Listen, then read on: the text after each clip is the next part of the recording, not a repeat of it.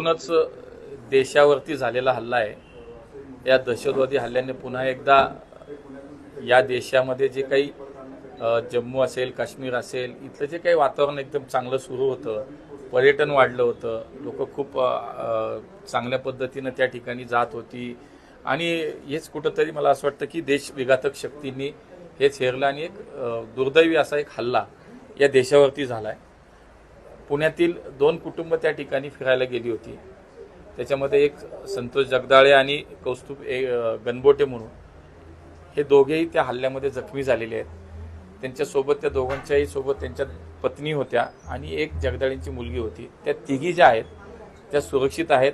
मी सातत्यानं त्यांच्या मुलीशी संपर्कात सुद्धा आहे आणि आता त्या दोघांवरती उपचार सुरू आहेत असं सांगितलं जात आहे. तर ते नेमकं कुठे त्यांना शिफ्ट केलं आहे ते आत्ता त्यांची स्थिती काय आहे ही थोडीशी माहिती आपल्याला मिळेल.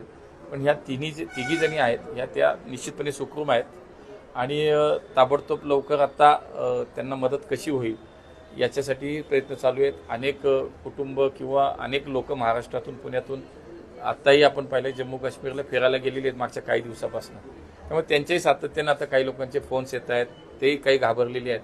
त्यामुळे त्यांना लवकरात लवकर महाराष्ट्रात आणण्यासाठी म्हणून पुण्यात आणण्यासाठी म्हणून मग कुठलीही व्यवस्था असेल, रेल्वेची असेल, विमानाची असेल, त्यासाठी तिथल्या जी काही प्रशासन आहे त्याच्याशी आम्ही संपर्कात आहोतच. मला असं वाटतं की इतका मोठा हल्ला हा बऱ्याच वर्षानंतर आपण पाहतोय.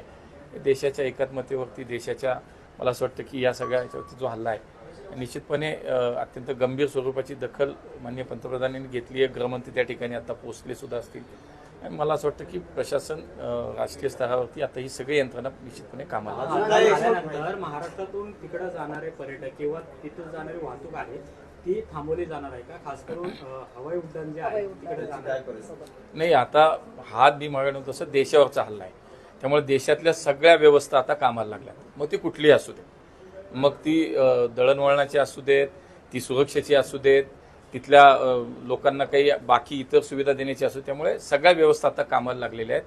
युद्ध पातळीवरती सगळेजण काम करतात. दुसरं म्हणजे जो हल्ला झालेला आहे ज्यावेळेस त्या दहशतवाद्यांनी तिथं त्या नागरिकांना टार्गेट केलं, त्यांना गुडघ्यावर बसवलं आणि तिथं त्यांनी एवढं सुद्धा म्हटलं की तुम्ही मोदींचं गुणगान गाताय, तुम्ही त्यांना डोक्यावर बसवलेलं आहे.